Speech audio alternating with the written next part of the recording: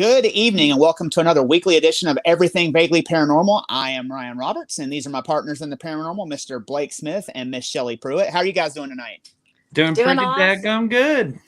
I'm ready to hear about this crazy grandma. And y'all, this bitch crazy. We're about to find out too.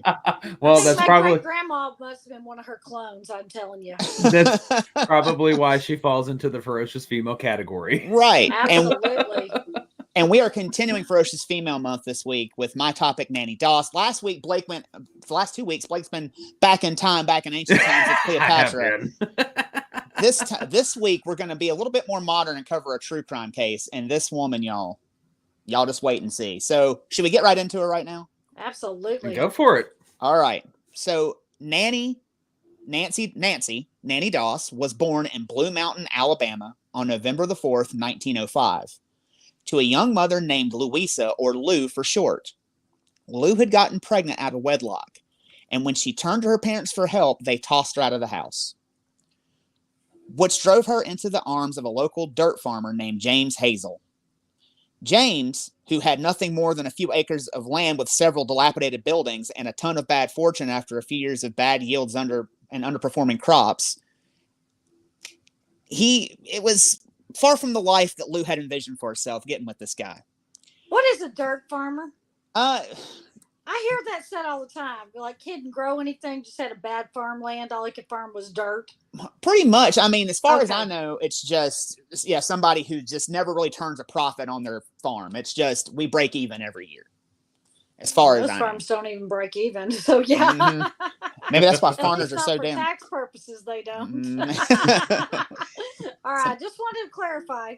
Wasn't like he's out there sifting dirt and stuff to sell. I mean, yes and no. He had some cattle, but he was like clearing a lot of debris out of fields most of the time, so he didn't really have too much of a yield on crops. Okay. So it was far from the life that Lou had envisioned for herself. But his home was somewhere warm and dry for she and her newborn to sleep, and winter was bearing down on Alabama, so she kind of did what she had to do for her and her daughter. Okay. So when James showed Lou the slightest bit of attention, it felt like heaven for the young unwed mother, and she ultimately ended up marrying James. But little did she know that on top of being a poor farmer, James is also just a miserable, ill-tempered son of a bitch. And it didn't take Lou long to figure it out. She would find that James treated her more like a servant than a partner. He would bark orders at her and demand that she do as he said. And he would hurl insults and call her names. And when none of that worked, he would simply beat her with a cane that he used to help herd his cattle. He also worked her like a field hand, making her get up at dawn and help him work the farm well into the night, all the while ignoring the young Nannie starving for attention. I don't like this asshole already. No, he's a real turd. I got something else you can do with that cane.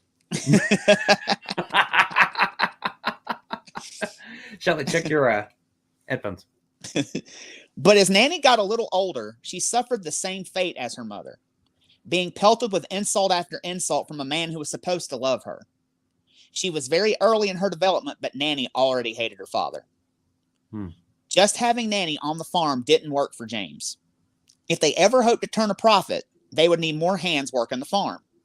So as to not lose too much time working the land, James strategically impregnated his wife in between harvests. And soon Nannie had one brother and 3 sisters around the house. But since her parents were busy with the farm, Nannie became the caregiver for her siblings. She was just a child herself, but she had a duty as the oldest to help out. So while the other kids her age were out playing and going to school, she was raising children and clearing debris from the fields at the farm. There seemed to be no escape from the rigors and hardship of the Hazel farm. Until Nannie taught herself how to read. The world of books opened the door to freedom for her. Whenever she had a spare moment, she would be lost in a book. She especially loved romance stories, and dreamed of a day when she would have an exciting life away from the farm. Lou took notice of her daughter's hobby, and she began to put money aside to buy her books and magazines, giving Nannie a reason to live and something to look forward to. But ironically, Nannie's biggest escape played a hand in a life-changing injury. One day in the spring of 1912, the Hazel family took a train to visit relatives. Nannie was being a typical boisterous 7-year-old on a long trip. So, to calm her down, her mother gave her a copy of True Romance. Nannie cracked the book open and dove right in. But unbeknownst to Nannie, there was a problem at the front of the train. A tree had fallen across the railroad tracks. So, to avoid disaster, the conductor hit the brakes, causing the young Nannie to go flying out of her seat and slam head first into a metal bar. Oh, shit. Immediately knocking her unconscious and giving her a severe concussion, legitimately damaging her brain, causing her to suffer days-long headaches, long periods of depression, and short bouts of intense rage. She probably never got any medical attention for that either. Oh, we'll get to that. More than likely. Okay. Oh, yeah. So after the accident, the familial visit to Nannie's uncles continued, with Nannie resting and her mother nursing her back to health. But when they got back home, there was no rest for the weary. Nannie was expected to get right back to work. But the hard labor on the farm made her injury even worse. It was apparent that something was very wrong with Nannie. Her headaches, depression, and rage were one thing, but Nannie began to lash out at her younger siblings. Doling out beatings whenever they made her angry. Before the accident, she was such a sweet and caring girl. Her mother realized she was not the same. She could see her daughter was suffering and needed help. So she begged James to let her take Nannie to the doctor. But James was cold and unmoving, so he refused. As far as he was concerned, Nannie wasn't his blood daughter. He needed her on the farm and they didn't have money for the doctor. So she just needed to deal with it. Nannie began to pay attention to the coldness her father showed her. His inability to act when she needed him most stuck with her, and her hatred for her father grew. How could a man she loved so much show her such little compassion? There was no love to be found on the Hazel farm, so Nannie retreated even further into her romance stories. There, in her fantasy world, nothing could hurt her, and she could get the love she so desperately craved. She dreamed that one day a rich man would come and take her away, show her the love she never had, and release her from the shackles of poverty, just like in one of her stories. But as she aged, that dream seemed to be more distant, because the Hazel daughters were not allowed to date or attend dances. They weren't even allowed to wear makeup or make themselves attractive in any way. One day, Nannie saw a picture of a woman in a magazine. She had her hair done up in the style of the day, so Nannie, being a kid, thought it would be fun to do her hair up. So while James was out of the house, she did up her hair, but when James came home, he came home very early and caught her and beat her with his cane for daring to even be pretty. Why was it an issue to put her hair up? I'm assuming she put it up in a bun or something like that, or maybe even pulled it up into curls or something.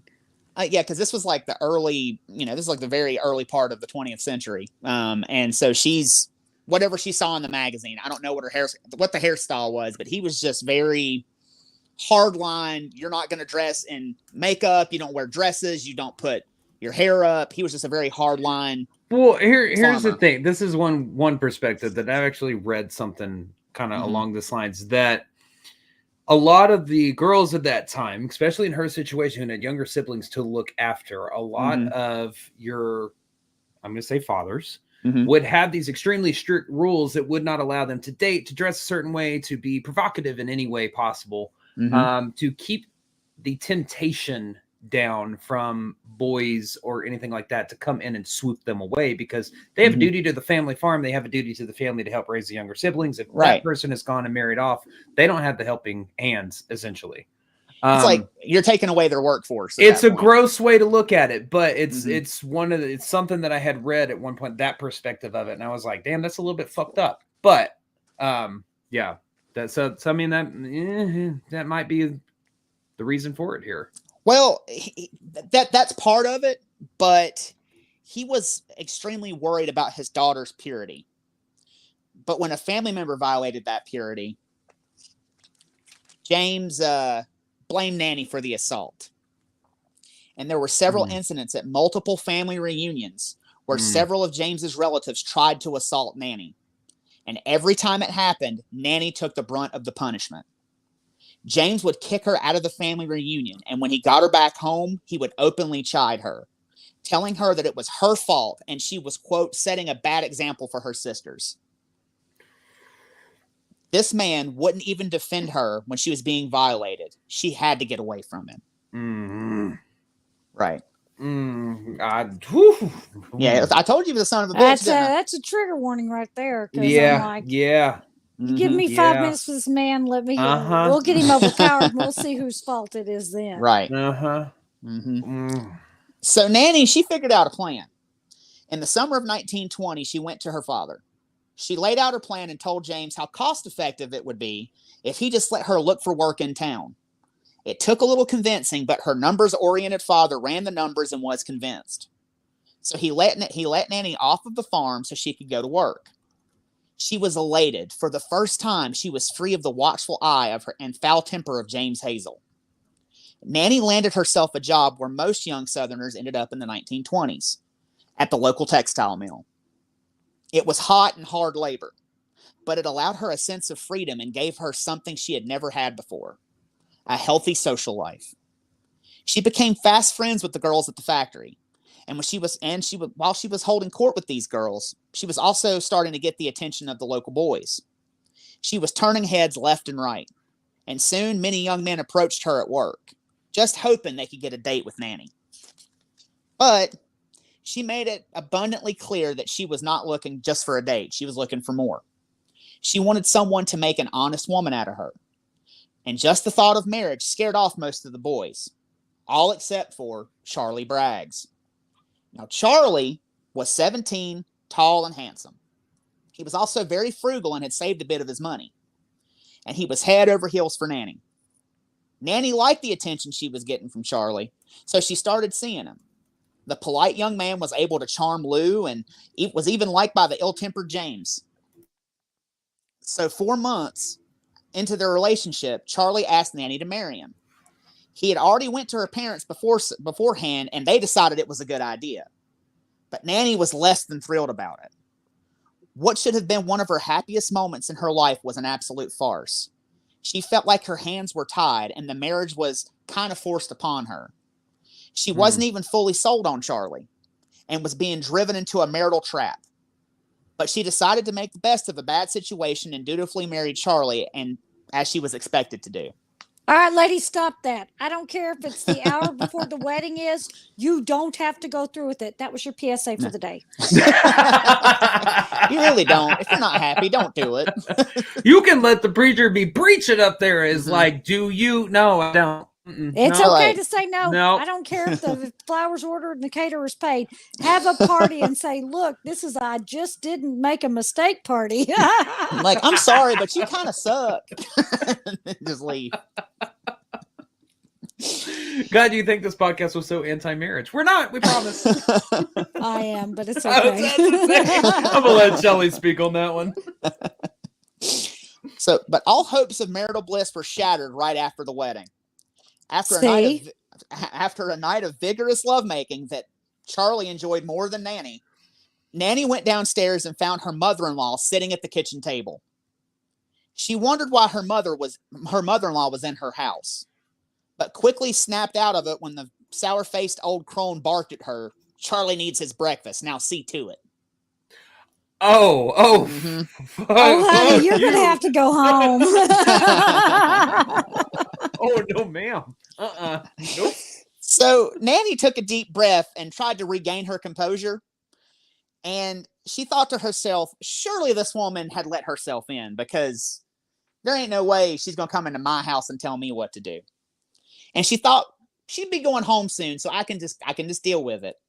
But when Charlie came down for breakfast, he kissed his new wife and kissed his mother. Nannie asked Charlie, when would Mother Braggs be going home? Charlie chuckled and said, she is home, silly. And Nannie's heart sank. This was not what she signed up for. Don't marry somebody who lived with their mama either. You can say no. She knew having this woman in the house was going to be a problem. And it was. She criticized Nannie's every move. Nothing was ever good enough for her. She drove Nannie so crazy that Nannie began smoking up to 2 packs of cigarettes a day just to get away from this lady. Been there, done that. She said, no, I'll be there in just a second, mother-in-law. Freaking chain smoking on the back porch. God. Is there a freight train coming through here? No, I just lit the trash on fire outside. Mind your business. Now, this woman not only affected her home life, but she also affected the new couple's social life as well. Anytime Nannie and Charlie would try to go out, Mother Braggs would feign an illness to keep them at home, stonewalling any chance of fun that Nannie and Charlie ever had. Mother Braggs also went so far as to keep Nannie from escaping into her fantasy world. Any romance book Nannie bought, Mother Braggs destroyed. Mother Braggs looked at the reading of such material as infidelity. So she would search the home for any book of Nannie's and rip it up. There was no escaping this wretched hag. She needs to stay out of my damn room. Right, stay out of my business, stay in my damn room. So Nannie adopted an attitude of defiance. And did as she pleased, ignoring Mother Braggs completely. But she began to resent her husband for not stepping in and helping out. I'm just gonna. You just keep going, Ryan. I'm just gonna be interjecting all night long. It's all good. And even though she was one to do her wifely duties, she began to loathe the sight and touch of her husband. He was witless and watched her suffer at the hands of this woman for 5 whole years. That was 5 years too long. But as a woman in the Deep South, she felt bound to her duty, to produce children and fulfill her duties as a wife and mother. So she planned out when she would have sex with Charlie. The sex was not for pleasure, and it was only for reproduction. They made an appointment to do it. That's hilarious. They made blanket How appointments. How does Thursday at 4:30 sound? Because I have dinner to make at 6. So let's see. Can I pencil you in? Any other time, she would avoid Charlie at all costs. However, between 1923 and 1927, Nannie had 4 little girls that Charlie loved with all of his heart. The oldest of their daughters was named Melvina, and their youngest name was Florine, with 2 girls in between them. Nannie wasn't that enthusiastic about their children, though, except for her oldest, Melvina. Wait. You can't give us the first one's name of Melvina and then the youngest is Florine and not give us the 2 in the middle. I gotta know. I looked and I could not find the name of the other 2. I could not find. But Melvina and Florine do play an intricate part in the story. So do these 2, but not as much as Melvina and Florine. Florine, that is such a Southern name. Well, hello, Florine. How are you? I don't know, Eunice. How are you? All right. So, like I said, except for her oldest, Melvina, Nannie doted over her oldest daughter and fantasized about the life that she was going to have. And Nannie had, but Nannie had her hands full raising all of these other children. But when she could get her mother or mother-in-law to babysit, she would slip down to the local gin joint and get busy with multiple men. Charlie, good for her. There was a story where they said, I didn't put this in the notes, but they said she was walking around with her boobies flopping around in the gin joint. People saw it. Good for her. Yeah, get it. Have fun, honey. Sounds like you're living in hell. She ain't killed nobody yet, so good for her. Go on down to the gin joint and let your tits out. So that's the new advertisement. So Charlie was doing the same with several women around town. Both of them were sick of each other, but the couple soldiered on for the girls. However, Nannie began to look at her daughters as more of a burden. She was spending days without sleeping caring for them, and they were keeping her from living the life that she wanted to live. It became abundantly clear to Nannie she just had too many children to care for. Melvina was her everything, but the other 3 were dead weight. A millstone around her neck, weighing her down. Much like her father, she ran the numbers. She could get rid of 3 of them and be the mother Melvina always deserved. It was simple math, and she knew exactly what she had to do. The next time Charlie stepped out on her, Nannie put her plan into action. Charlie returned a few days later to see the whole town in his front yard. He was confused, but pushed himself through the crowd and into his own home. He found his mother, Nannie, Melvina, and Florine all in the living room, but 2 of his girls were nowhere to be found. "Where are the girls?" he asked. James took him to the side and told him the horrible news. The girls had eaten bad porridge that morning. The doctor was called, but by the time he got there, the pair had died from severe food poisoning. For the next few days, Charlie was a wreck. But Nannie was the center of attention and didn't even cry. The townfolk felt so much sympathy for her and admired her resolve. But Charlie felt that in his heart something just wasn't right. Nannie didn't seem sad at all. How could she be okay at a time like this, he thought. The funeral came shortly thereafter. Because of the doctor's diagnosis, the state never autopsied the two girls. So they were put into the ground, and everyone went back to the Bragg's house for a feast prepared by Nannie. Still, wait, this is out of the same refrigerator that dirty poison porridge done come out of? No, we ain't eating at your house. That was the shit. These people don't care free food. So wait, they didn't even think they had bad porridge that day and died that day? And right. They didn't how could it be food poisoning? Because there are 4 children. More than likely, all 4 children ate the same thing. So 2 died and 2 didn't. That doesn't make sense to me. So actually, the 2 girls ate the porridge. The other ones did not. So that's what they ate. The other 2 ate something else different for breakfast. Nannie had poisoned the porridge. And that's what happened to them. Was she trying to get more than just the 2? So did you ever find that out? So I think Florine was still nursing at the time, and I believe Melvina ate toast. She didn't want to kill Melvina. Right. And I don't think maybe she just couldn't get Florine to eat the porridge, but the other 2 did eat it. Damn. And the doctor was just like, no autopsy, food poisoning. Bye-bye. But they were children, and that was at a time where autopsy was an unusual thing, not an almost standard thing like it is today, correct? There's that, and you have to think about the time period, too. You just call the local doctor to make a house call. He looks at him and is like, yeah, they're pretty dead. He doesn't really care about what's going on. Damn, Ryan. I mean, that's just how it was. I mean, think about it's a small town. It's Blue Mountain, Alabama. They're not... Oh, no, I get it. Yep, they're pretty dead. It's like, what is it, the coroner from The Wizard of Oz? Oh, God, yeah. So, yeah, I mean, that's just how it was back then. So, like I said, everybody went back to Nannie's house to go have the feast prepared by Nannie that afternoon. And still, Charlie just felt like something wasn't right. Nannie fixed him a plate and handed it to him. And for the first time in a week, Charlie locked eyes with his wife. When he did, all of his fears became validated. There was nothing behind those eyes. They were like a shark's, hollow with no remorse. Staring into Nannie's black soul shook Charlie to his core. He knew deep down if he didn't leave, he would be next in the ground, right next to his little girls. So he immediately was like, oh, she did it. He's like, she did it. Fuck this, I'm out of here. That night, while Nannie was asleep, Charlie quickly and quietly packed his bags. He grabbed Melvina from her bed and he wanted to go grab Florine, but Florine was being cuddled by Nannie, and he didn't want Nannie to know that he was leaving. So Charlie had to make an executive decision and left his youngest with Nannie.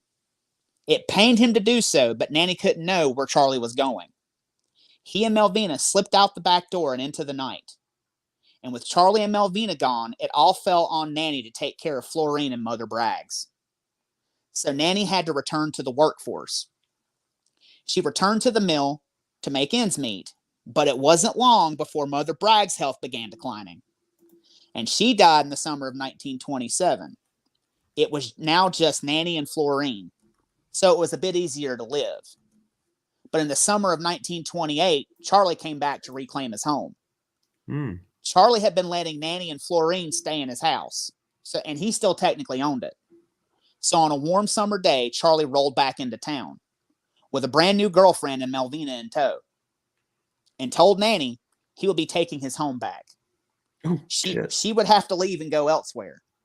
So Nannie packed up her things, took her daughters, and returned to the Hazel farm. Now, I want to stop really quick here because she takes Florine, but she also takes Melvina. And, like, how easy Charlie lets Melvina go, I think is also concerning here. Because if he thinks that This woman killed his 2 daughters and was going to kill him next. Why is he going to let his daughter go back with this woman? I don't understand that. Because the daughter was an inconvenience and he was shanked up with his new boo, you know. Oh yeah, he had a new life. Yeah. He didn't want to be bothered. My bigger question is why are you, if you think that this woman, your wife, killed your 2 daughters, why are you leaving town? Why are you leaving? Right. Period. And why are you leaving your mama there? Yeah, no shit. He didn't like her either. I mean, yeah, she sounds like just a miserable asshole. So I'm sure he probably was like, well, maybe that'll happen to her too. Sorry. She can stay here. Oh, God, that's horrible. Oh, shit. But yeah, so I just don't understand. I mean, I understand she's an inconvenience to him, but still, I mean, if you had any compassion for your daughter, you wouldn't let your daughter go live with this woman. No. Now, when Nannie went back to the farm, Lou Hazel was very happy to have her daughter and grandchildren on the farm. But James was still as ornery as he ever was. He made it known that if Nannie was going to stay there and live under his roof, she was going to have to earn it and work the farm. Oh, she went back to her parents' house. Okay. Yeah. Okay, got it. But she was having none of that. So she set about looking for work in neighboring towns. And luckily, she found a well-paying job at a cotton mill in nearby Anniston, Alabama. It was far enough away that it got her out of helping on the farm, and plus her parents were watching her children. She again had freedom and developed a healthy social life at the mill. But she was lonely and wanted a lover. So she began perusing the Lonely Heart section at the local newspaper. Oh, hell. She found several ads that intrigued her and began writing letters to those men. But those correspondence never really worked out or never really went anywhere. For those of you who don't know, that's pre-Grindr and Tinder. Okay, it's the Lonely Heart section. Right. Only Grindr, Jesus. It's the Lonely Heart section. You didn't get to swipe left or right. You just it's like it's the one ad and turn the page. You know, Shelley could have said any of them. You know, Bumble, Tinder, whatever. No, right out the gate, she's like Grindr and Tinder. I said both of them. Isn't that the swipey one? Well, they're all swipey now. I guess turning the page. Yeah, they're all. Dear Abby of the Lonely Hearts. No, Dear Abby was something completely different. I know. Well, in 1929, she saw an ad for a good-looking 22-year-old named Frank Harrelson. So she sent him a letter with a picture of herself and a piece of her famous spice cake. Frank was enamored. Do you like me? Here's some cake. Yeah, here you go. Wait, can we go back to these traditions? This is awesome. I'd like I mean, well, maybe not from her. Maybe not from her. I mean, her porridge was spiked and killed her daughters. Yeah. But I mean, come on. What a better pickup line. You send me a freaking piece of cake rather than I don't know, a boob picture or a dick pic. Like, you know. He just a note attached. I'm spicy like this cake. Looking for a little bit of icing. Never mind. I'm done. Never mind. You took my joke, Blake.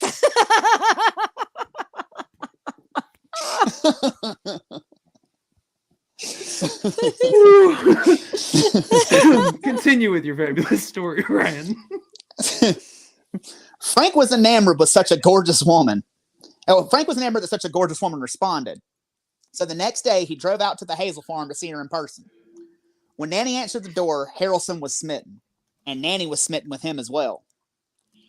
Frank showered Nannie with gifts for the next 4 months, and then after a short period of time, proposed to her. Nannie, of course, said, again.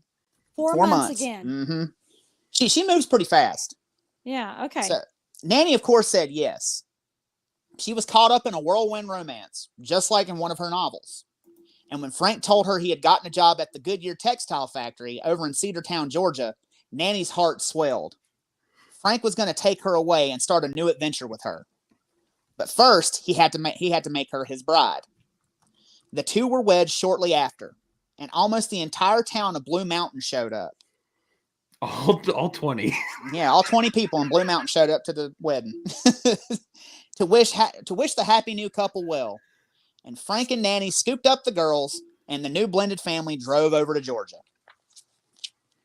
where Frank had purchased a 2-bedroom log cabin. Nannie finally had it all: the home, the loving husband, and the new adventure. But she would soon find that not everything was as perfect as it seemed. It never is. No. Because Frank really liked to drink. Nannie knew he was a drinker when she married him. But as time went on, it got worse and worse. He began staying out all night and drinking with his friends, leaving Nannie at home with a home-cooked meal that she had slaved over, watching it get cold as she waited on him at the kitchen table. So Nannie you let it get cold a couple of times. It'll be fine. So Nannie became sad and angry. But she became used to his frequent absences and days-long benders, and watched as he gained a reputation as a drunk around town. His drinking had affected his job and his reputation, so he became a mean drunk and started beating on Nannie and her daughters in drunken rages. The perfect life she thought she had was an absolute lie.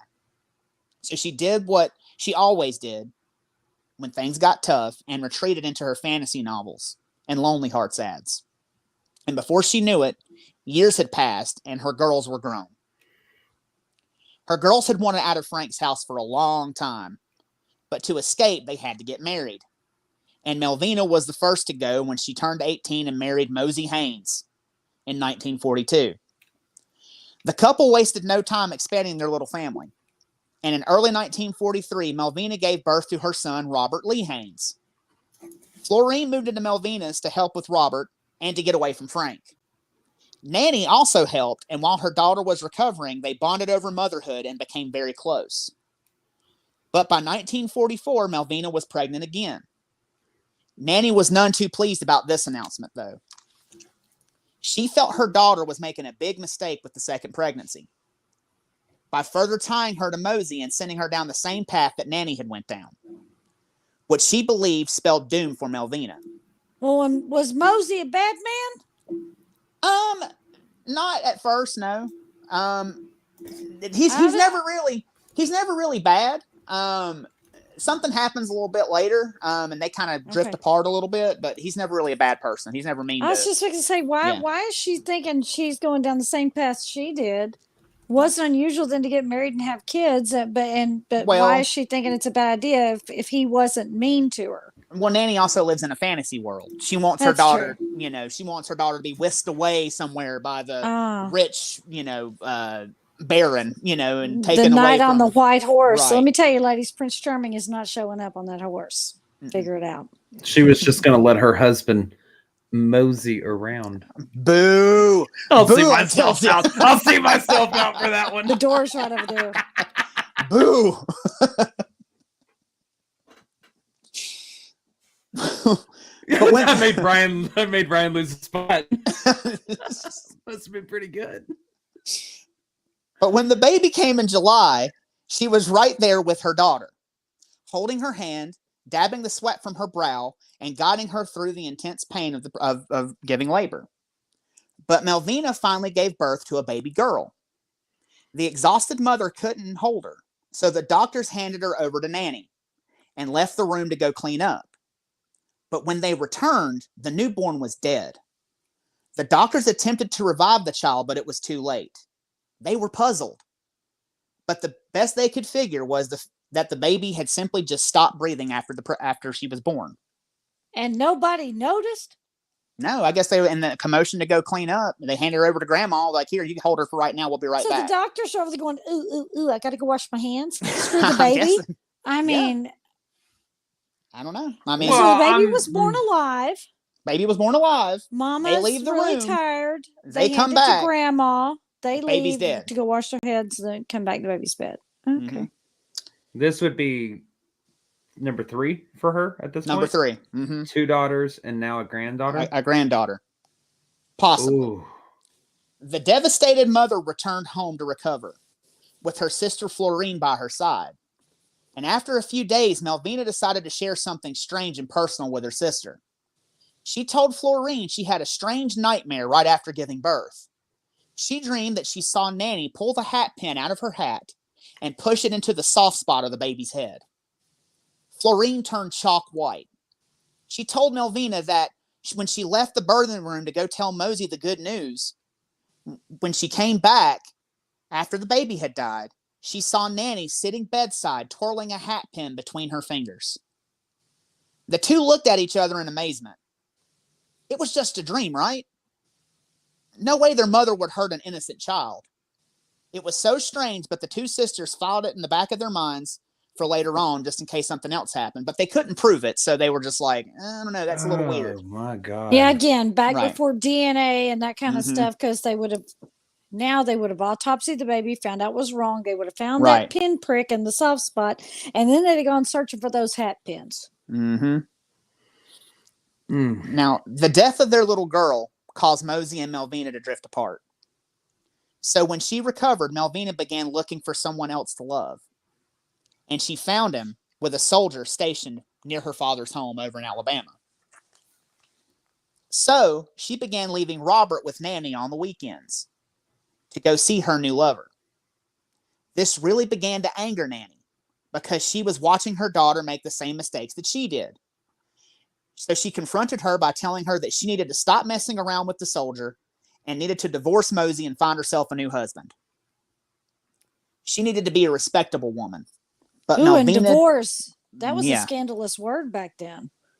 It was. Very scandalous word. Okay, go ahead. Because that just didn't happen. Yeah. But Melvina didn't want to hear any of that. And when the next weekend rolled around, she brought little Robert back over to Nannie's place. Nannie was furious with Melvina. So the two got into a hellacious argument. Melvina told Nannie she was tired of her meddling in her life and left in a huff, leaving Nannie dumbfounded. Rage began to burn deep inside of Nannie. How dare she talk to her mother like that? Who was she to act like she knew everything? She needed to be punished and taught a lesson in humility. And when Frank didn't come home that night, leaving her alone with her grandson, she knew just what to do. She was going to take everything Melvina loved directly from her. Nannie was going to kill Robert. She got up the next morning, still burning with ferocity, but got Robert up, fed him breakfast, and sent him outside to play. As she watched him play, she began to pull out baking ingredients. She was going to make cookies for her grandson. But amongst the flour and the eggs was one more ingredient: arsenic rat poison. Without hesitation, she dumped it right into the batter and baked the poison-laced treats. After they were done, she called Robert inside, and for the rest of that afternoon, slowly and meticulously fed him the cookies. By nightfall, the poison had built up in the little boy's system, so he went to bed and fell asleep, never to wake again. Nannie knew exactly what she had done. Her daughter had hurt her.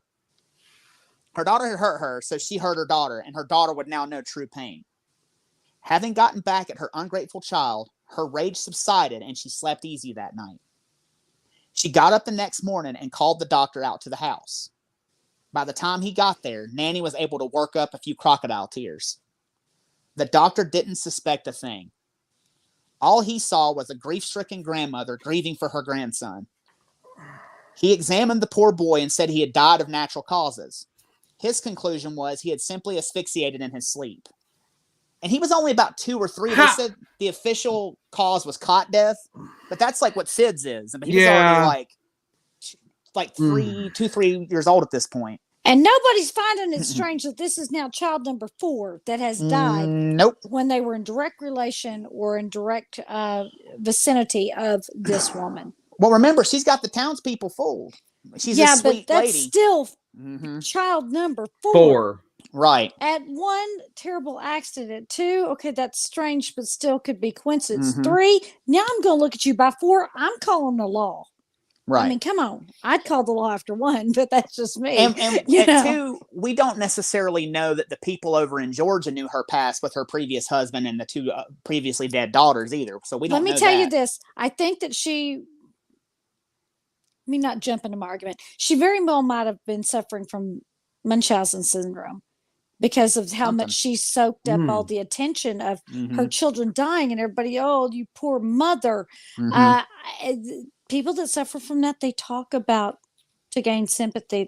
They tell you their woes and their troubles. Oh, yeah. Somebody already knew that. I'm telling you, somebody already knew that about her. They probably did, and I'm sure people probably were kind of giving her the side eye. But at that point, people kind of minded their own business too, and didn't want to make waves, so they were kind of busy with their own. They were busy trying to eat. They didn't really care what was going on with her. So after the doctor left, sympathetic locals heard the news. They came by the house in droves to provide comfort to Nannie. A confused Melvina came to collect her son and saw Nannie surrounded by well-wishers. She was informed of her son's death and crumbled right there on the spot. But in the back of her mind, she knew something was amiss. So wait, hold on. She comes back to collect her son. She does not know about this at all. No. She only knows about. We're like 2 days after he's passed, right? Like the next day. The next day. She let. Well, no, it would have to be 2 days because she left him that night. They went to sleep. She devised her plan. The kid stays that day. She feeds him cookies. They go to bed. They wake up the next morning. He's dead. Then she calls the doctor. So 2 nights. So I'm guessing Melvina's in the other town though. Right, but I'm guessing she's gone somewhere for the weekend, right? Yeah, she had left him to go see that soldier of hers in the other town. And now she's showing back up on Sunday. Yes. Got it. Okay. To grab her child. Hung over and bow-legged and coming to claim her child, and her child is no longer with her. Okay. Yep. And she just like crumbles right there. So in the back of her mind, though, she knew something was amiss. How had both of her children mysteriously died in her mother's care? Something just wasn't right. The loss of Robert drove Melvina back into Mosey's arms. All they had now was each other and no children. The couple and Florine attended the funeral, where they watched Nannie put on an Oscar-winning performance. So much so that Frank had to restrain her and take her back home. But when Frank came to the after-funeral dinner, he talked to his adoptive daughters and took a deep breath and said, quote, "I reckon I'm next."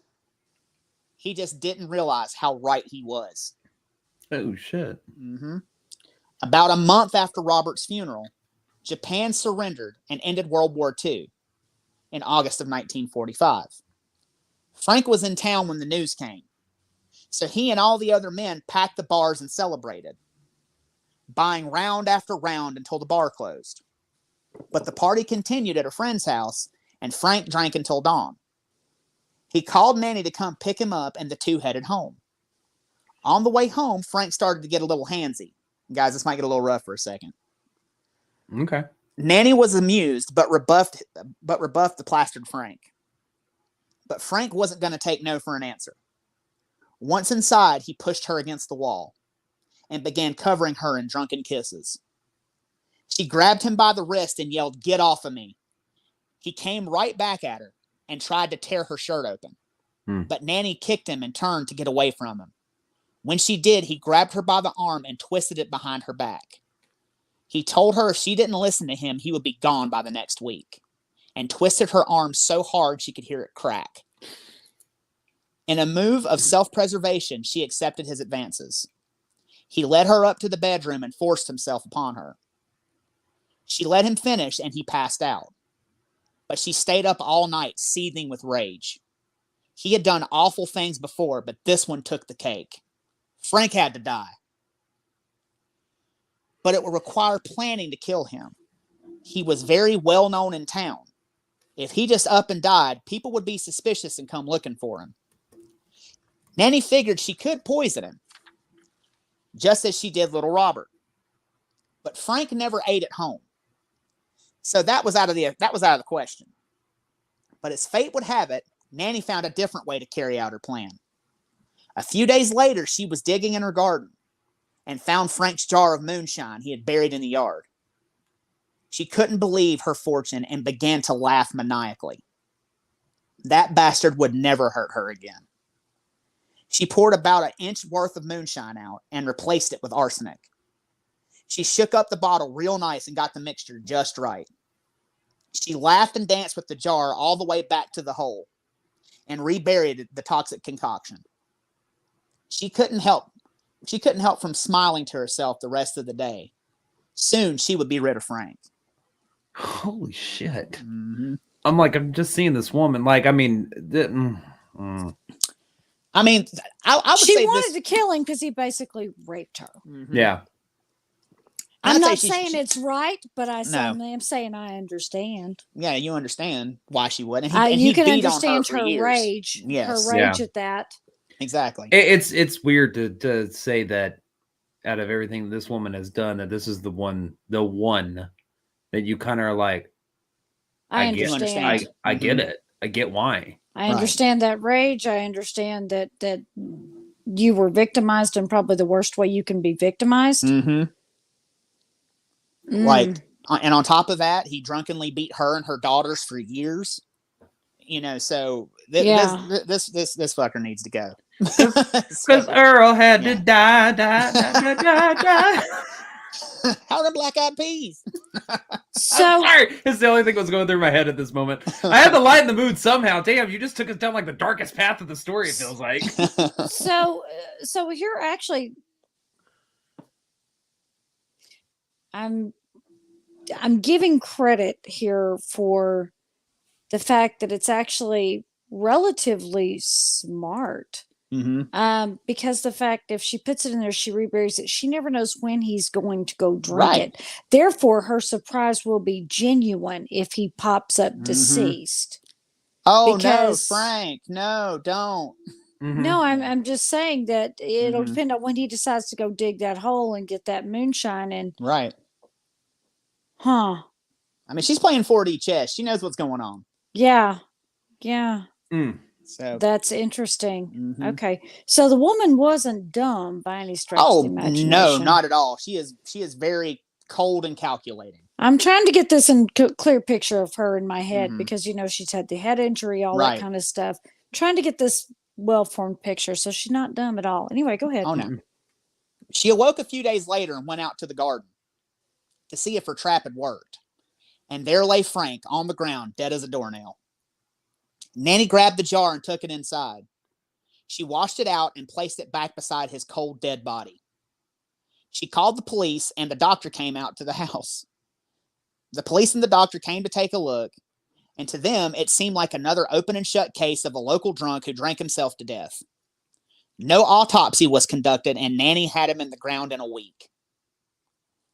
Nannie's daughters attended the funeral, but they stayed far away from their mother. This latest development confirmed their suspicions. Anyone who crossed her or got in her way ended up dead. And they didn't want to end up like their family members. So they steered clear of her for the rest of their lives. But Nannie didn't care. Because Frank had a life insurance policy that paid her handsomely. Now she was rid of the brute and had a pocket full of cash. So she bought land in Jacksonville, Alabama, and built a nice little cottage. She also rented out parts of her land to local farmers and received kickbacks from their harvest. With no children, no husband, and a steady income, Nannie was finally free. But as Nannie was wont to do, she became very lonely. So she began to put ads in Lonely Hearts columns all around the country and began a correspondence with several suitors. Oh, Lord. She had money to burn, so for the next 2 years, she rode the rails, meeting the men she wrote to. But after her journey, one man stuck out to her, and his name was Arlie Lanning. Arlie was a hard-working day laborer with his own crew, living in Lexington, North Carolina, the bustling metropolis, let me tell you. He and Nannie began writing each other when he came across one of her ads. They seemed to get along famously via letters.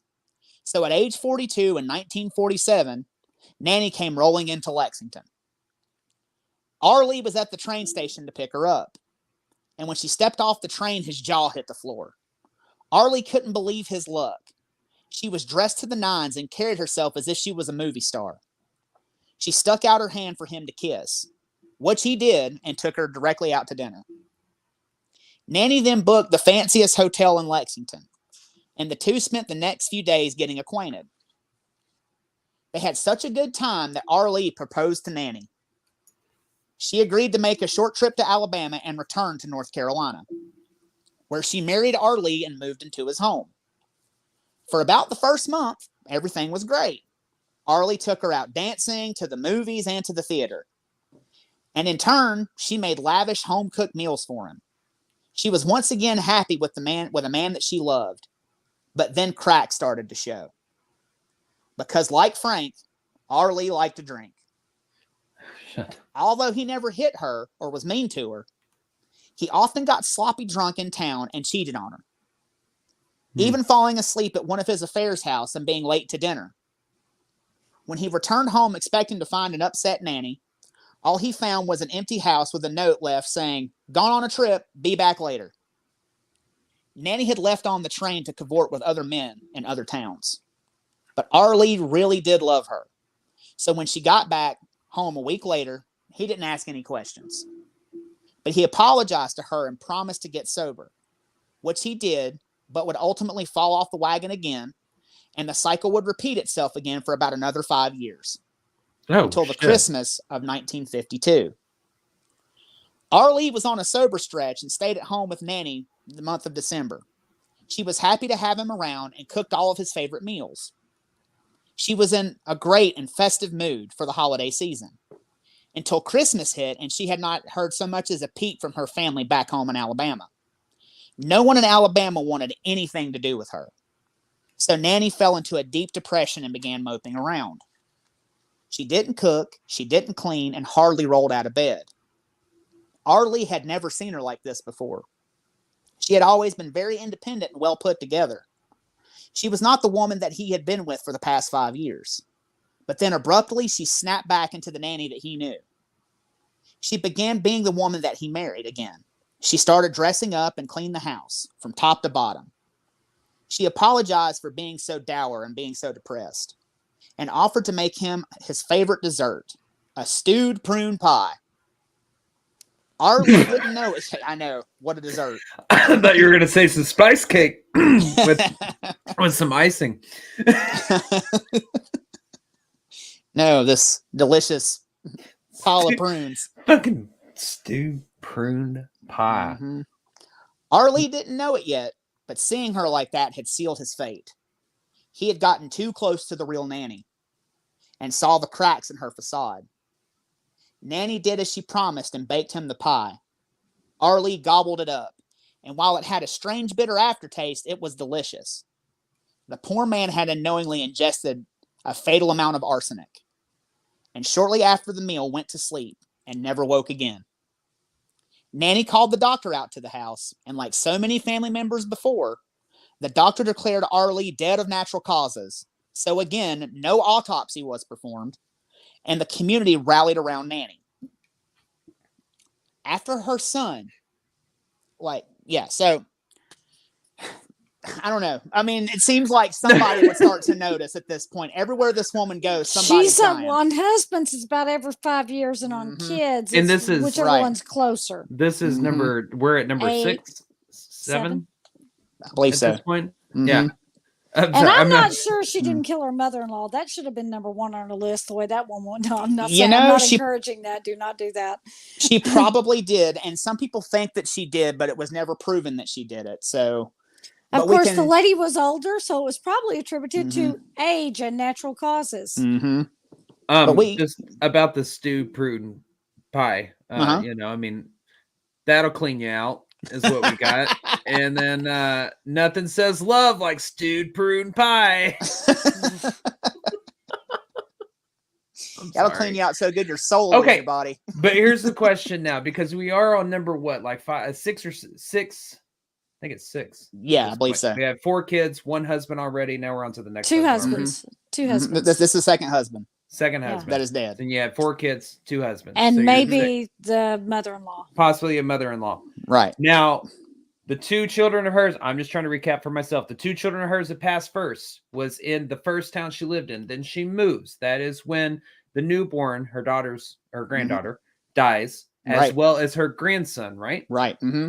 And then she moves yet again, right? And husband dies? No, her husband dies in the same town. Her husband dies in the same town. And then she moves and now she's on this one that is eating a delicious stewed prune pie. Handmade stewed prune pie. Yeah. You got to remember, the death is her kids, her grandkids, moonshine and pie. Moonshine and prunes, however you want to do it. Yeah. And the butcher, the baker, and the candlestick maker. Yeah. He shit and went. is what we just got. He shit his soul out of his body. After her son kicked the bucket, Arlie's mom insisted that Nannie stay with her. Nannie reluctantly obliged as not to ruffle any feathers. But then came the matter of Arlie's will. Nannie was hoping to get his house, but Arlie left the house to his sister, effectively leaving Nannie with nothing.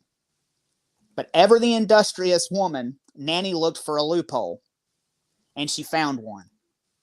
In the insurance policy on the home, it stated that she would, if the home should burn down, Nannie would get all of the money. So Nannie shipped all of her belongings back to Alabama, and after her sister-in-law inked the deal on the home, it mysteriously burned to the ground.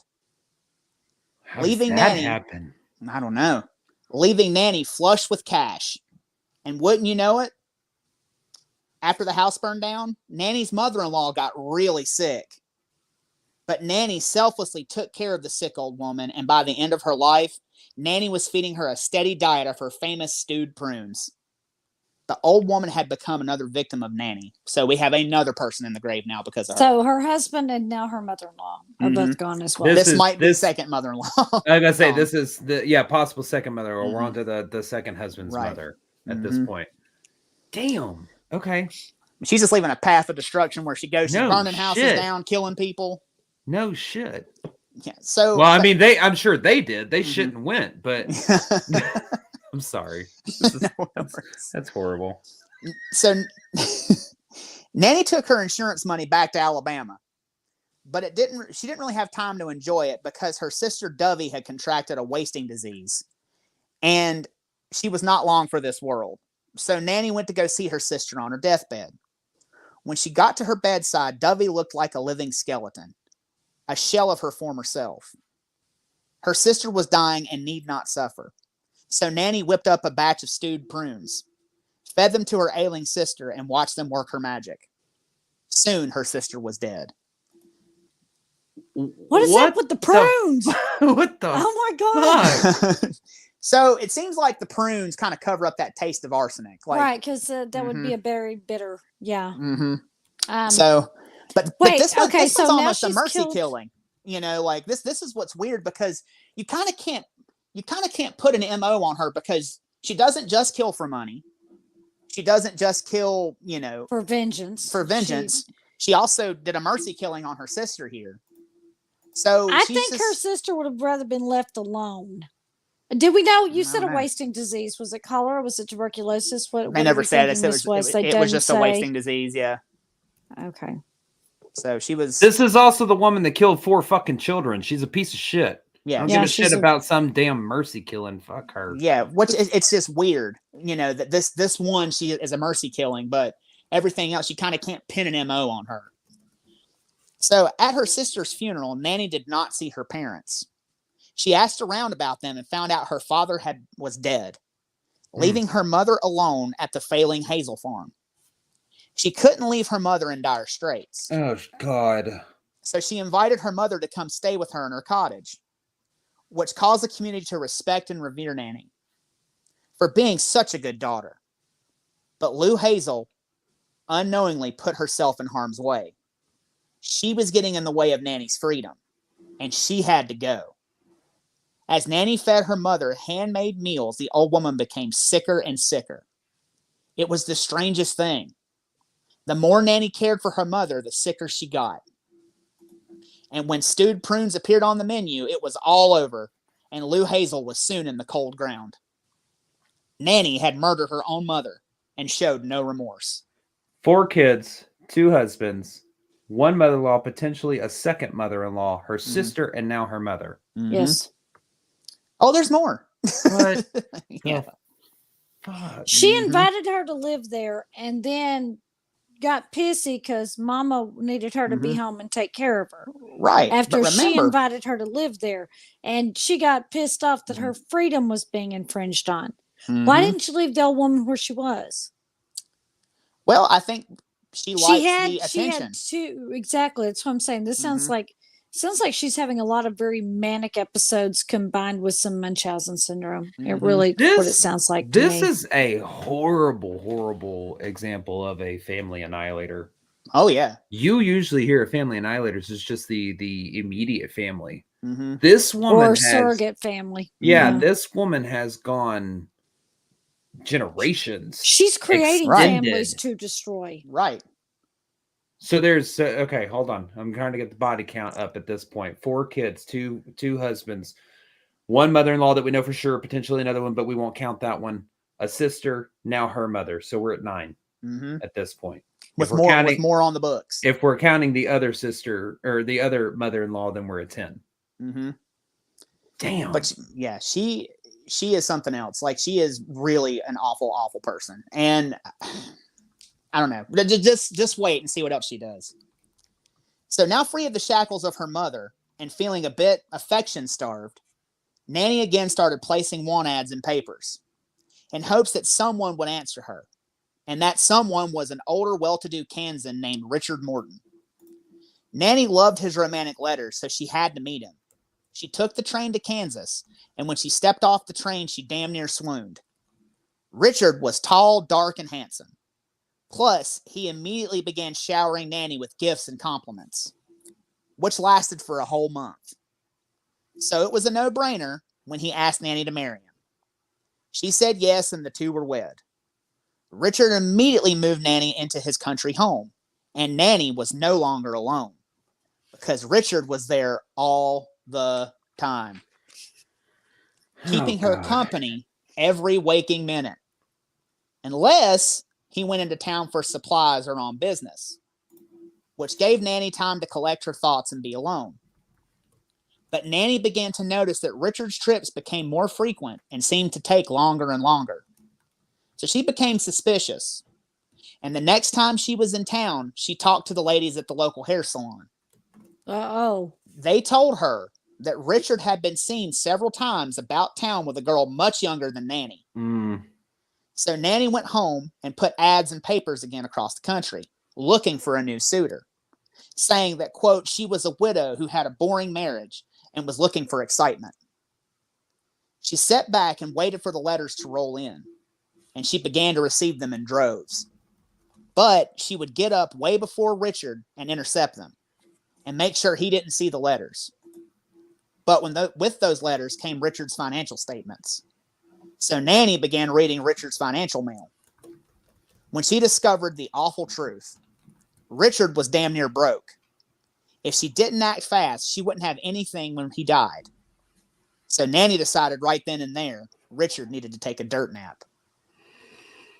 So 3 months into her new marriage, Nannie stewed a pot of arsenic-laced prunes and baked them into an apple pie.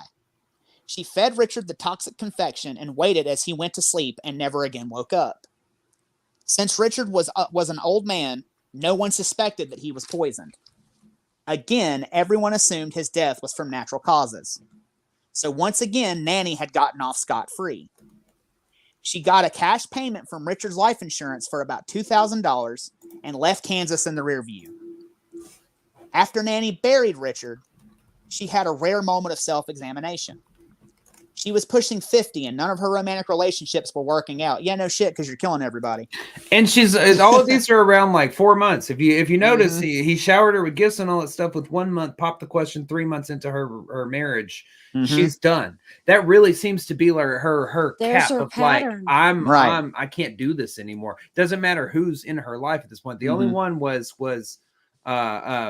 Lee. What did you say that went on for 5 years? Well, our Lee lasted for 5, but her second husband lasted for, I think, maybe close to 18 or 20. Like he was around for a while. Okay, all right. Gotcha. But that's the only one that lasted. Once she killed him, I think it was off to the races at that point. If we're putting it in serial killer terms, her cooling off period is getting shorter and shorter. It is shorter. She's escalating. She is. Now, after Nannie buried Richard, like I said, she had a rare moment of self-realization. Perhaps she needed to settle down with a different type of man, she thought. So she did and settled on the conservative lay preacher, Samuel Doss. Nannie traveled to Tulsa, Oklahoma, and met this new prospect. She found him to be very handsome and very square. He didn't smoke, he didn't drink, cuss, or gamble. He That's read a the lot. different kind of person she was looking No for. shit. Yeah. Oh, he's so square and boring. You just wait. He read a lot and had a good job working for the state. And on Sundays, he preached the word. Nannie thought he was a catch and figured she would be happy living this different kind of life. So in June of 1953, Nannie married Samuel Doss. She moved into Samuel's home and soon realized the whole thing was an error because Samuel was extremely regimented and pinched every single penny. She wouldn't even let her turn the fan on in the house, making the Oklahoma summer unbearable. She had to turn out lights every time she left a room, and dinner and bedtime were the same time every single night. Even sex was scheduled on the calendar. Nothing was left to chance, and there was no spontaneity. So instead of killing Samuel, Nannie got on a bus and fled back to Alabama. But when she got home, there was a letter from Samuel waiting on her. He wrote about why she shouldn't leave him and told her if she just stuck with his routine, she would learn to like it. Plus, if she came back, he would give her access to his finances. Those were the words she wanted to hear. Mm-hmm. She would have access to his cash. Mm-hmm. So she decided to give it another try, but not before packing up her romance novels and hauling them back with her. Nannie returned to Sam, and he did as he promised. He took her to the bank and set up the account. He also took out a life insurance policy on himself, further unknowingly digging his own grave. And when she got back to the house that evening, Nannie unpacked her novels and began to put her prized possessions on the bookshelf until Samuel saw them and flipped his lid. No way would such trash and filth reside in his home. God did not want his wife to read these types of things.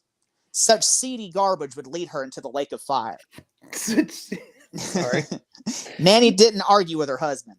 She just quietly packed up her books and decided it was time for Samuel to die. What the fuck? Nannie on this episode of fucking Snapped. Yes. You gonna tell me you're in my damn novels? Fuck you. You going to die? What the hell? Oh, I do what I want. Nannie only had one problem though. The boring old crank didn't like sweets. So she had to figure out a way to poison him without him tasting it. Then it struck her. Samuel liked to have a cup of black coffee with his dinner every night. The bitter taste would act as the perfect vehicle for the poison.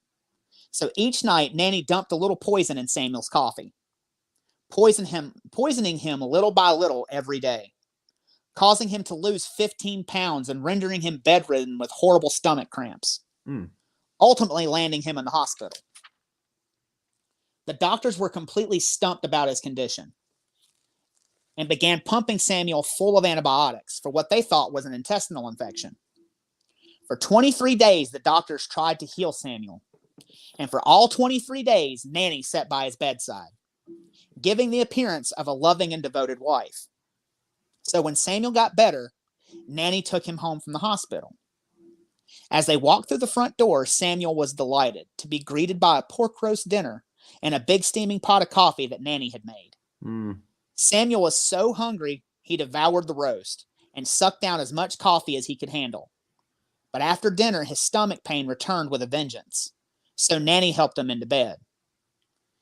She tucked him in and grabbed a romance novel, reading all night long and smiling to herself as her husband moaned and groaned in pain in the next room. Until the morning, and the moaning stopped. She called an ambulance, and they hauled his body to the local morgue. Another success, she thought to herself. But this one was not to be as successful as she thought, because an inquiring mind got curious. Finally. Thank you. Later that day, Samuel's gastroenterologist, Dr. Schwelbein, came across his body in the morgue. He was flabbergasted that Samuel had died so quickly after leaving his care. To him, something just didn't seem right about the whole situation, and he was curious about what exactly had killed Samuel. He wanted to examine his stomach to see if he could make heads or tails of the ailment, but he himself could not legally autopsy Samuel. So he came up with a plan. He drove over to Nannie's house and walked right up to her as she was surrounded by throngs of mourners. He told Nannie he was concerned Samuel had died from an environmental contaminant that he may have handled during his state job. So he wanted to know if he could examine Samuel's stomach. Nannie didn't know what to do. She was so surprised she was being pressed on the nature of her husband's death. And not wanting to arouse any suspicion, she just said yes. The good doctor produced a permission slip from his pocket and had Nannie make it official and sign the document in front of everyone. Good for him. He thanked her and went back to the hospital and began his work. What he found completely shocked him.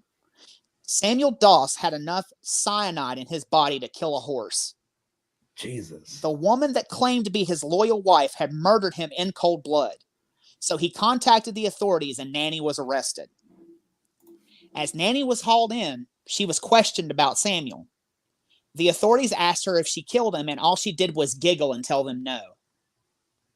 But the authorities kept hammering her with question after question, not only about Samuel, but her string of dead husbands across several states. Eventually, she cracked under pressure and confessed her crimes, causing law enforcement to dig up her former lovers, and in each one they found signs of severe arsenic poisoning. However, the state of Oklahoma only tried her for Samuel's death, and she was sentenced to life in prison. And she slowly died from leukemia in 1965 at age 59, ending the life and reign of terror of the Giggling Granny, Nannie Doss. So next time you answer that want ad from a lonely woman, think twice and don't eat the stewed prunes. The stewed prunes. And that's Nannie Doss, guys. I mean, oh man, think? Look at some of these pictures though. Let me cycle kind of through some of them. You know, I mean, you got her like in these courtrooms, like walking out. Mm-hmm. You know, look at all the people looking horrified around her, especially this couple in the back over here on the right hand side. That one little woman with her purse is just looking at her terrified, and she's just giggling. She is. She's just giggling front and center, and she's got to be probably a sister or somebody that she's holding hands with. And it's so funny how they talk about how much of a looker she was. She looks like Harry Carey in her dress. Like she's not a looker at all. But everything you read, oh, she was bad. You know, she was bad when she got off the train. Oh my God, his jaw hit the floor. She might have been very cute. You're got to remember the societal standards of beauty change. You know, so. You know, the Rubenesque period is not the same as the 1960s Twiggy era. Right. So, we're getting offers for spice cake at our next event, and we're going to happily decline. Yeah, no, thank you. I appreciate you. No stewed prunes either. We're good on that as well. Oh, thank you. What do y'all think? Because it's kind of hard to nail her MO down. Because she, like I said, she doesn't kill for just money. She kills because of anger. She kills because of passion. She kills because of, I mean, God, the dude in North Carolina, she killed because she was bored, essentially. And not in North Carolina, the one in Kansas she killed because she was bored. The one in North Carolina she killed because he the preacher was exactly the opposite of what she'd had. He was not a drinker, not a smoker. He was regimented and disciplined, and she didn't like that because she liked to go tear off, to the bars and to the go do her thing and ride the trains and go meet men, and that didn't fit into a disciplined and regimented life. So you see, she thought she wanted the other thing, but here's the thing: she didn't. She wanted, I think, her primary motivation, as far as the men was financial. I think that was a financial stability she was looking for. I think that motivation was actually an accurate motivation. However, as far as serial killers go, she would be very difficult to figure out, because you're right, her direct modus operandi is not just money. I think what it is that she didn't want responsibility, so she again had 2 kids that she got rid of, and then through that course, Melvina went with her dad, and little Florine stayed with her, but that was an easier task. She definitely didn't want the responsibility of taking care of the mothers of these men that she got rid of. She didn't want the responsibility of taking care of her mother. She didn't want the responsibility of taking care of her sister. I'm not buying that bullshit if it's a mercy killing bullshit. She didn't want to feel obligated to take care of her. She wanted freedom and she wanted money. And I think all the motivations were very, very selfish. I think her primary MO for the men is definitely money, and I think for the rest of them, she did not want to be burdened. I would agree with you, except for the last killing. I think the last killing, she couldn't kill her father, and she essentially ended up marrying her father, and saw so much of her father in him, it was almost like she was killing him as well. I didn't hear that parallel. Just the regimented strictness and him just being just so hard but and again, you keep saying her dad. It was actually her stepdad. Yeah. Well, she knew him as her dad. But this man beat her and talked bad to her. So no, it's not the same man. She didn't marry her father. She married her father with all the other ones. I mean, but all the other ones, I don't know. Well, I guess the drunken. Well, her father wasn't a drunk though. No, I thought you said he was. No, he wasn't. But her husbands were. Like all of her husbands. Her father wasn't really a drunk. Her father was just a ill-tempered old farmer who beat her with a damn cattle cane. Okay, but the last guy, Sam, he wasn't like that. He wasn't mean to her. He wanted her to be a godly woman, which she was never going to be. But I think what sealed his fate though was when he found her damn romance novels and tore them up, and I think that's part of her father that she saw in him, that it's his house. Everything is going to be strict. Everything is going to be regimented. I'm going to take everything that you care about away from you just because I'm an asshole, essentially. And I think maybe that's when she saw like her father in him and wanted to kill him. And then also money too, but she might have seen the parallel in the fact that the romance novels weren't exactly tolerated. But it doesn't seem like he really, doesn't really seem like he did much else that was intolerant. He wanted her to be disciplined and regimented, which seems to be exactly the opposite of what she had before. So that should have worked for her if that was truly what she was searching for, but it wasn't. Her motivations were all financial as far as the men go. They were all financial. And the other one was selfish because she didn't want to be burdened. Well, essentially, I don't think that her second husband was not financial though either. I don't think. That was a benefit, but she didn't kill him for money. She killed him because he beat on her and was a drunk. But whenever the house burned down, she got the cash. That was the third husband. Okay, so the second husband, but there was life insurance policy though. With second husband was Moonshine Man. She got a life insurance policy after he died. Okay, all right. But so there's some money. She didn't kill him because of the life insurance policy. She killed him because he violated her, beat on her, and beat on her daughters as well. Like that's mostly what because I think he violated. I understand. Yeah, you see what I'm saying? I don't think it's right, but I understand that. Yeah, but I don't think that one was for money. Because she still did have a financial gain. She did, but that was just a benefit that she didn't know about. It just came after she killed him, and she was like, "Oh shit, I've got all this money now, so let me take this money." And I'm not sure I would have exercised as much self-control as she did to say, "Let's see what happens." No, that one. Okay, all right. But she's definitely not a dumb woman. She set her traps, and she knew exactly what she was doing. I think she absolutely probably had something very wrong in her brain. I think she probably did suffer from some sort of bipolar or manic depressive episodes. Her cooling off period kept shortening. And I think she did suffer some either Munchausen or Munchausen-Burke-Proxy syndrome, where essentially you cause things to happen to get attention and sympathy. If you don't know what that is, that's what it is. I think she very much, you keep saying how everybody would rally around her and they would. Oh, we feel you're such a good daughter for taking care of your mother. Oh my gosh, you're such a good daughter. You took care of her till the end. Oh, you loved your husband. Look what you, no, honey. No. It was not selfless acts. It was selfish acts. Yeah. They were not altruistic in the slightest. Nothing altruistic about them. No. And the whole community, like to make herself, she made herself look like a paragon of the community. When in fact she was the parasite. She was. Absolutely. Ooh, that's a good line. I like that. That was good, Shelley. Yeah. God, that was good. All right, so that wasn't the best bucket of popcorn, but that's all right. I was going to say, you put out a bucket of popcorn prematurely. Hey, I've still got plenty left. It's okay. We can always get back into it.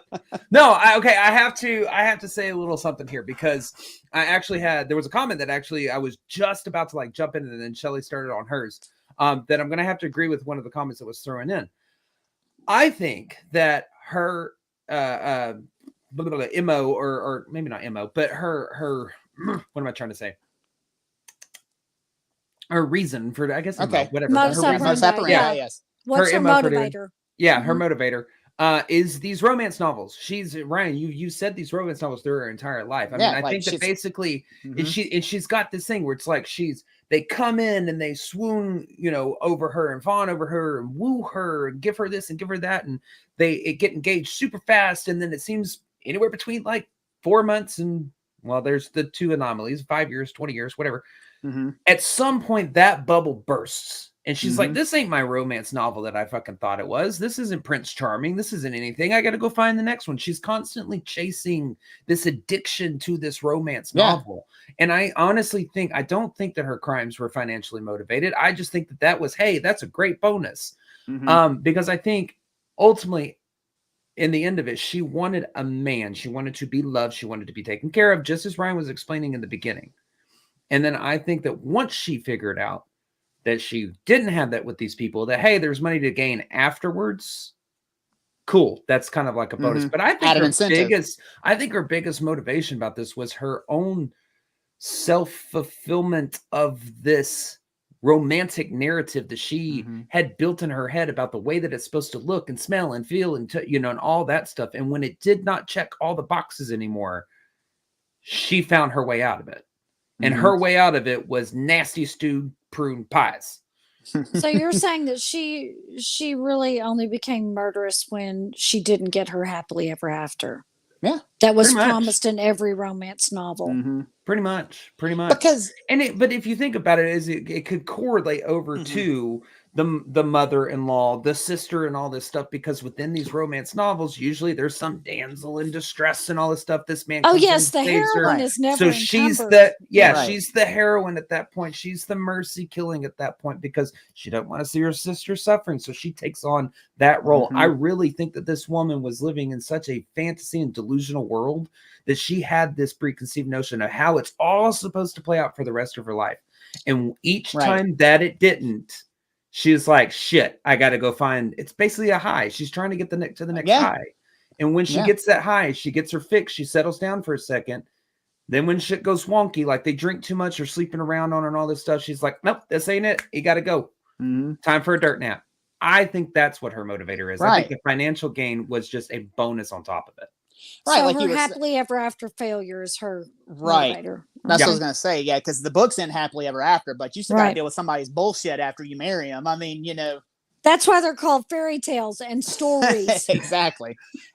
Everybody's got something. You can't just throw somewhere in the garbage because they do something you don't like. Marriage, you got to work. I've never been married, but I assume it's like any relationship, you got to work on it. It's called divorce, and you don't have to work with them no more. But but that's what I'm saying. Then just divorce them. I understand that. Just walk away. It's just leave. And I do find it so interesting though. In the last one, she tried to leave. She was like, fuck this, I'm leaving. And then he called her back and he kind of signed his own death warrant, really. That's because he understood you have to work at a marriage. He was a disciplined, and frugal. He was a reverend, and reverend didn't make a lot of money, so yes, he had to watch his money. He was a very disciplined man. He was a very man of routine, man of God, and he knew that you didn't just give up on a marriage just because one thing went wrong. So he was wanting to work at it and see if he could fulfill that happily ever after. But the problem is whenever her carriage hit a bump, she thought it was time to bail out and the horses be damned. So she never let her carriage take her all the way to the castle. Yeah. Right. Well, the thing is there's 2 points that I have to make to those two. Number one, Samuel Doss was unlike any man she'd ever been with. So I don't believe that there was this, that whole romantic fantasy side of it played out a little bit differently for her. So I don't think she had the motivation to just, off him until she got called back into the marriage from him. Right. She actually was going to leave. Right. Yeah. Well, number two, also the same point. At this point, she can't just leave. This is divorce, the big D, at a time in the middle, 1900s. Oh God, that makes it like 1952, 1950s. God, and this is 1952 in Tulsa, Oklahoma, because that would be a stain on him too, because he's like known as this. He's this lay preacher in the community. He, he don't want to be divorced. I'm not talking about just him though. Yeah. Like I'm talking about all the past ones too, because you're going back earlier, even in time on those. She can't just make her exit and say, "Hey, to hell with this, I'm done," and get a divorce, because she'd be stigmatized at that point. Even though she recommended that to Melvina. Right. She did recommend it to her daughter, but she didn't do it. Yeah. So I don't know. I think that was her. Trust me, I'm not condoning or approve of anything this haggard woman did. And I'm going to say that because this woman's a bitch. I'm sorry, but she is. I don't agree with any of it, but I can see her thought process so clearly, I'm not getting my way. It's very immature thought process. Selfish. Well, it is selfish. I'm not getting my way. I'm not getting what I want. I'm not getting this romance that I crave so much. So it's time for me to check out. I can't get divorced because then I am stigmatized. I look bad, but if they died, then I'm a widow. I'm a widow at that point. And it is, but just think about how emotionally stunted she was growing up, like at every turn. And then when she also has a head injury that probably messed her thought processes up, to even go get looked at was a no-no. We can't do that. Sorry. So she developed her distorted and messed up way of thinking and carried that on into her adult life, and look at where it ended.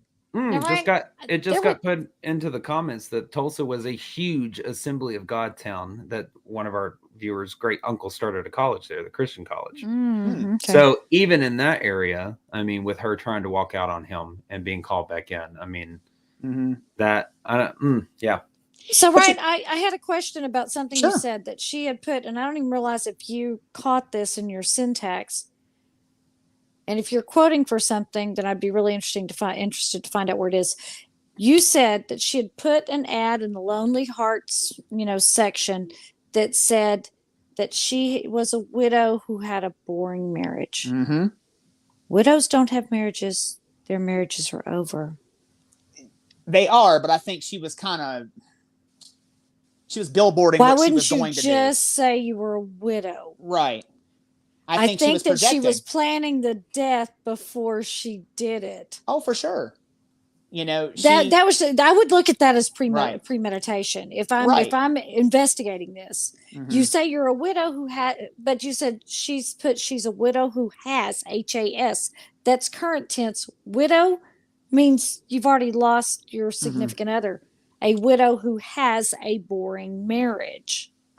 I think that it was had, but at the same time, still, she's billboarding what she's going to do because she finds out he's cheating on her. Right. And, had and has. Not much difference. Right, exactly. So she's billboarding and she's projecting what she's going to do. She already knew she was going to kill him at that point, but the financial incentive just added that much more for a reason for him to go. Yeah, that right there screams premeditation.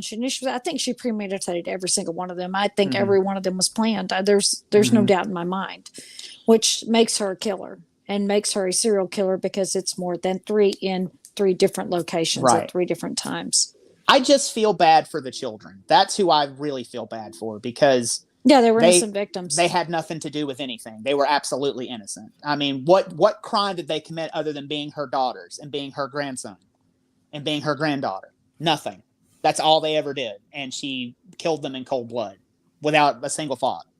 So that's who I feel bad for in this. I mean, I feel bad for her husbands too, except for that one dickhead, but whatever. But because these guys just were flawed individuals who ended up with another flawed individual who ultimately murdered them. But I just really feel bad for the kids. I don't think that. I mean, I feel bad for the kids too, but I'm gonna go back to the adults for a second. I don't think she was cold and calculated and smart in anything that she did. I think that what she did was she wanted her way. She was selfish. She was very immature. She was very childlike in the way that she was thinking. She wanted her romance. She never got it. So she decided, she was like, I'm just going to off him instead. I can't get divorced. I'll look bad. And when she figured out that one thing worked, she didn't change it because nobody was asking questions. I mean, it's exactly the way that a child learns. A child's got to touch the stove to realize that it's hot so that they know not to do that again. Well, she's got to do this way to see if she gets caught to know not to do that again. She gets caught, then it's all over, but she didn't get caught. Nobody's doing an autopsy, anything like that. It's very a stunted way of thinking. And I don't think that she was cold and calculated at all. I think that she was selfish and immature. And once she didn't get her way, she threw a freaking temper tantrum. And every time that she did, somebody wound up dead. I don't think it was temper tantrum because they were all planned out and extended thought processes. A temper tantrum is the person who goes, you know what, I'm going to kill you, boom, grabs a gun and shoots them. That's a temper tantrum. The rest is cold, metered out, thought out process. She used moonshine for one. She used prunes for one. She used a hat pin for another. She used poison porridge. It's her poison is most females' favorite thing, but that isn't temper tantrum reactions. That's calculation, that's thought, that's planning, that's premeditation, that's thinking of a plan, putting the plan into action, and then following it through to the end result. I don't think that's a temper tantrum at all. Well, I mean, okay, temper tantrum. Don't get too hung up on the words. It was just the word that came to my mind. Okay. But what I'm saying, she got mad when she didn't have to go the way she wanted it to. Yeah, I mean that was pretty much it. But I mean, it's basically like you can give a child a puzzle, and the child's going to know how to put the puzzle together by working it out. She did that in the very beginning. She did that with her first two daughters. I poisoned the porridge. My children are dead. Learned behavior. I'm free of them. Great. That's going to work in the future. The only one that is kind of different in this point is, unfortunately, the infant baby that was just born. She didn't have the means to do anything at that point, so she had to figure something else out. To me, this is not a John Wayne Gacy, a Ted Bundy, or anything like that. This is not predatory in any way whatsoever. I think that this is very immature style of killing. She gets upset when she doesn't get her way, and she reverts back to the first time that it worked and says, you know what, I'm going to do that again because nobody asked questions. Nobody came knocking. It worked and it got rid of my problem. If I do it here, it'll happen again. The only reason she got caught was because a gastrointestinal doctor started raising his eyebrows. Right. So I think you're right. She definitely wasn't a hunter. She didn't go out seeking her prey. It became her targets were targets that were inconveniencing her. As long as you didn't inconvenience her, you were safe. Exactly. And they were I mean, it's a child throwing a tantrum. I know I want to use the word temper tantrum because that's all that I see. No, you can't have the toy, aka no, you can't have your romantic ending. Oh my God, this sucks. I'm moving out. I'm running away. I'm leaving. That's exactly what she's doing. This is I would go with immature on you. Yeah, she's going to leave. She's going to burn it to the ground as she goes. Exactly. She's going to eradicate everything in her path until she gets her way. This is such an immature style of thinking. Like burning the house down. She did not get her way, so she literally burned it to the ground so she got her way. Exactly. But I mean, I see what you're saying, but I think you're gonna hate me. I think it's little column A, little column B, because you're not ever allowed to use that again on this. You can't argue that. You have to pick a side so we can take an argument. Like I think I'm more on Shelley's side that it's cold, calculated, planned out murder, but I do think that there is something to what Blake is saying where like she just is angry because someone else is in her way, so she has to get them out of her way. Inconveniencing her. Yeah. It's not, and maybe I'm getting hung up on the syntax of what you said, Blake, but it's not like an immediate temper tantrum. It is a planned out thing. Like I'm pissed and I'm not going to be not pissed until I plan this out and carry out this act. And sometimes it took a while for the act to be carried out. It's the teenager getting grounded, sent to the room, and planning to run away. She's definitely judge, jury, and executioner. You have made me angry. Right. I have decided you will die, and now I'm going to carry out your fate. Right. So initially, maybe the flare-up, I can see the temper tantrum thing that you're talking about, the initial flare-up, like I'm pissed off because you are in my way, you need to go. But the actual carrying out of the murders were cold and calculated. She knew exactly how she was going to do it. And she decided when they would die. Right. She decided exactly when it was going to be. It wasn't spur of the moment. It was, okay, you know what? Well, you're going to die next Tuesday. I'm going to bake you a pie. I don't see that it was cold and calculated. I mean, Samuel Doss took how long because she was putting arsenic or just cyanide into his coffee little at a time. Yeah, but little at a time, day by day. But she had already killed her children and a sister-in-law and all this stuff. If she wanted to kill him, she just poured the damn thing in his coffee and let him drink the whole damn pot. That was after a long attempt. She was like, okay, we're getting rid of him now. But that's the thing. I think the taste of the poison, she had to use as little as she could the coffee may not cover up the entire taste of the arsenic. Whereas the prunes would. He's not a sweets eater. So the sugar and fruit or whatever she's using as a vehicle for the poison, he's not going to eat that. So the coffee can only, you drink coffee every day. Like it's Every bitter, day. but like if there's something in your coffee, you can tell. It. So she's having to poison him little by little every single day. She's planning it out. She knows that, okay, I put this much poison in there yesterday. I'm going to put this much in tomorrow and this much in there tomorrow. Let's see what this does. She did like her numbers. Mm-hmm. So she probably had figured out, I'll put a half a gram in today. I'll put 3/4 of a gram tomorrow. I'll put a gram in today. We're going to get him dead. And when that didn't work, she was like, you know what? Fuck it. Cyanide, enough to kill a horse. Here, eat it. And that's when she messed up, because that maybe was not as planned out as the other part of her plan.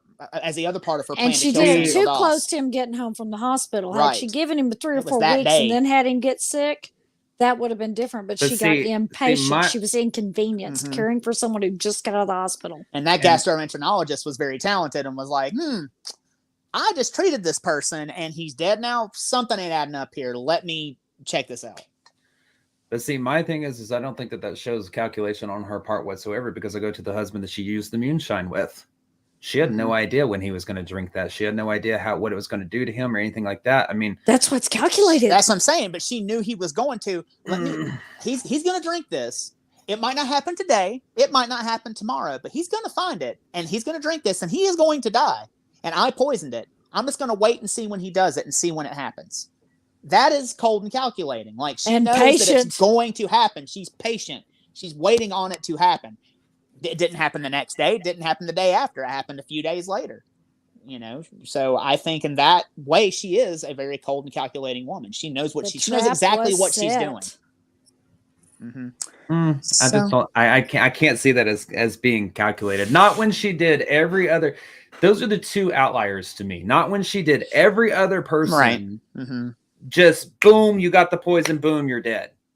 I mean, she sat there and fed her grandson cookie after cookie after cookie after cookie until he was finally dead.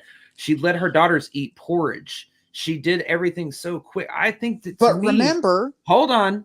I think to me, here, Shelly, take this. No, I'm just kidding. But to me, I think what this is showing is this is the kid basically with the anthill. I'm going to kick it and see what happens. Then I'm going to use the magnifier and melt a few of them and see what happens with them and all that stuff. She's playing here. This isn't, to me, cold. This shows a whole different side of some different type of psychosis in my mind.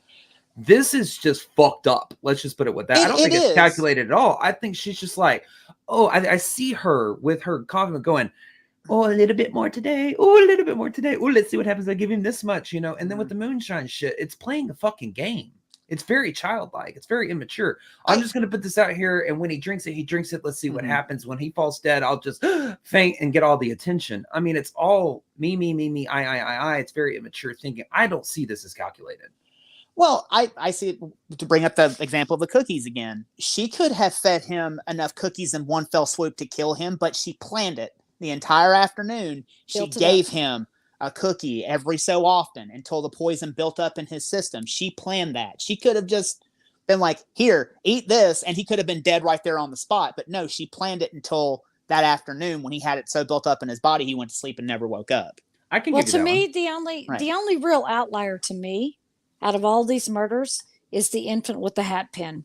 Because she didn't have time to concoct a plan. She didn't have time to make any other decisions. She knew she didn't want her daughter to have this baby. What can I do? And probably the whole time that mother was in labor, she was like, I can't let my daughter have this kid. Well, I can't smother it. That would be too obvious and would take too long. I think that is your only spur of the moment outlier. I think that infant is your only spur of the moment outlier. I think all the rest were planned, thought about, concocted, followed through to finish. I think you're right, but what if she planned that out too? She knows this baby's coming. She knows she's going to be around. She's at some point, someone's not going to pay attention. I can just easily slide this hat pin into the soft spot and kill it. I think it was opportunity because she didn't know she would be alone with that baby with her daughter passed out. Yeah, that's true. I think that's your outlier that proves your theory. So. Well, she is a massive piece of shit, and she died a slow, horrible death of leukemia, but she absolutely deserved. And she is in the ground in Oklahoma now. But If you want to know more about this, what I used for this episode, the source was Black Widow, this book right here by Ryan Green. If you want to kind of get like a little bit more inside of her head and know what she's kind of thinking and see where she's going, check this book out. This book is fantastic. Go read this. But other than that, what's you guys' final thoughts? I think that she was I think she had a stunted way of thinking. I think that she was very childlike in her way that she off the people in her life. I think that it was all about her and very selfish. And I think her pure motivation behind it was she was seeking some type of fantasy world that she had built in her mind. And when she didn't get it, she found her way out and she did whatever it took, literally burning it down in the ground in the process. Ryan? I think that she was cold, calculating, and meticulous. I think she knew exactly what she was going to do. And even billboarded, like with the one in Kansas, she billboarded what she was going to do. I think that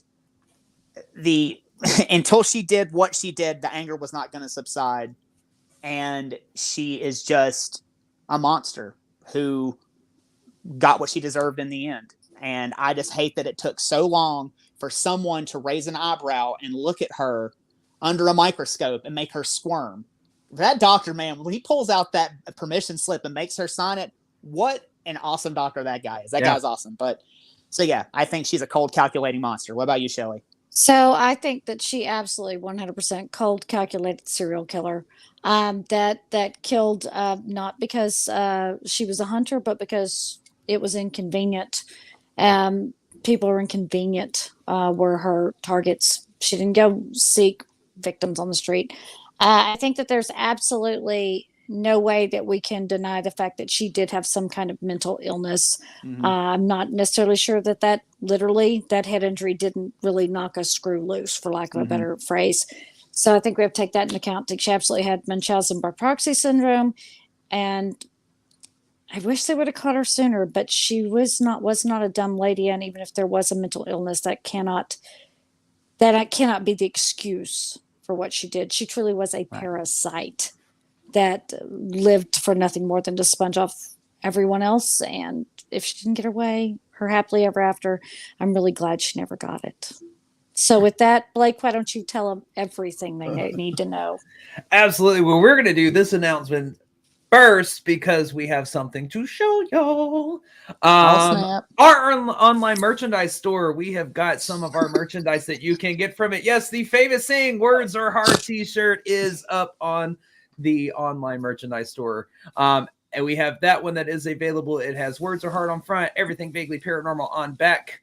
And then we have Shelley, who is wonderfully modeling our... I'm not trying to show my boobs. I'm just showing you. Our logo t-shirt with EVP right there on the chest pocket. And you've got over your heart. Everything. You got two options. You got one with everything vaguely paranormal on the back, and you've got one that is blank on the back. And Shelley, you also have our coffee mug that is up there that has EVP logo on one side. Whenever you're watching Patreon, have your coffee with us. Absolutely. You got everything vaguely paranormal on the other side. We also have different types of t-shirts, long sleeve, short sleeve. I believe we have a couple of sweaters up there. We have pillows with our faces on them. If you want to collect, if you're that weird, if you're that weird, we got stickers with our faces on them. I want to shout out to my buddy Bobby. My buddy Bobby bought a sticker of my giant ass head, and he got it. And these stickers are huge. So yes, we want to make sure that we take a moment to highlight some of our merchandise that we do have available on our online store. That is all going to be changing. We are double checking a lot of things, make sure everything's laid out correctly for you. They are fantastic shirts. I washed them 3 times in hot water. They did not shrink. They are a lightweight cotton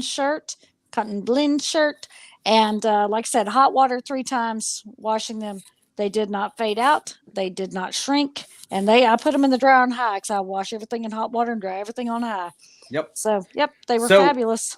You can get to that online merchandise store via our Linktree link, which we will be posting to our Facebook page tomorrow morning. And it is in the show notes for you audio listeners as well.